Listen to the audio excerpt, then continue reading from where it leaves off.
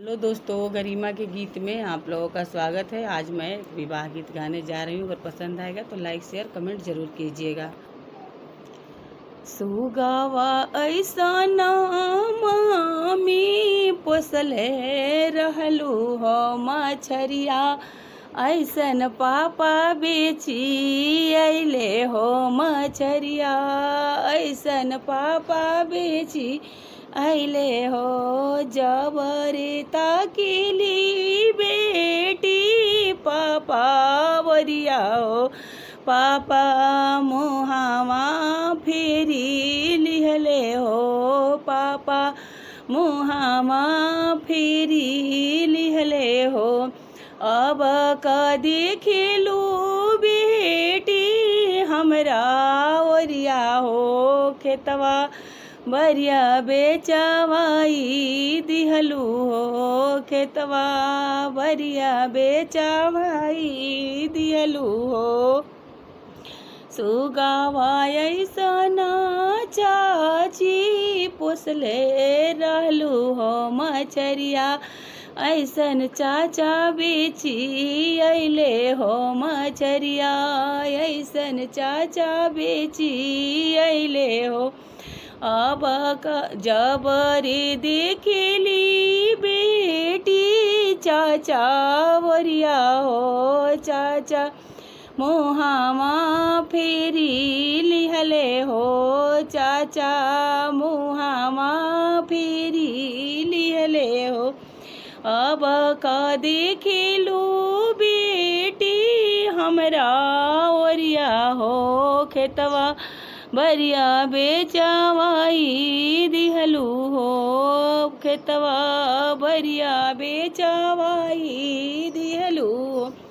सुगावा ऐसना भाभी पोसले रहलू हो मछरिया, जैसन भैया बेची अइले हो मछरिया, जैसन भैया बेची अइले हो। जबरी ताकिली बहिना भैया वरिया हो, भैया मुहावा फेरी लिहले हो, भैया मुहावा फेरी लिहले हो।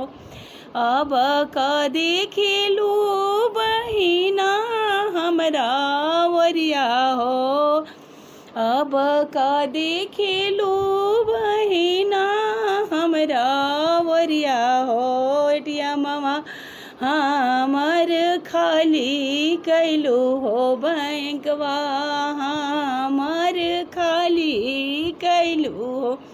इतना बचना सुने सुंदरी बेटी हो, नैना से लोरा गिरे हो, नैना से लोरा गिरे हो। ऐसन बचनिया पापा जानी बोला हो, बेटी तोहार हमू हाई हो, बेटी घर के लक्ष्मी हाई हो।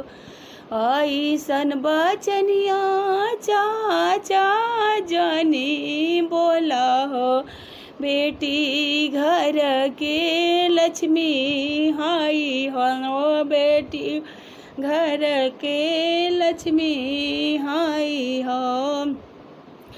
इतना बचना सुने सुंदरी बहिना हो, नाए ना से लोरा गिरे हो, नाए ना से लोरा गिरे हो। ऐसन बचनिया भैया जानी बोला हमू तोहर बहिनिया हाई हो, तोहरा घर के लक्ष्मी हाई हो, तोहरा घर के लक्ष्मी हाई हो। अगर मेरी वीडियो पसंद आ जाएगा तो लाइक शेयर कमेंट ज़रूर कीजिएगा, और जो नए लोग होंगे चैनल को सब्सक्राइब भी कीजिएगा। मिलते हैं अगले वीडियो में, तब तक के लिए बाय बाय।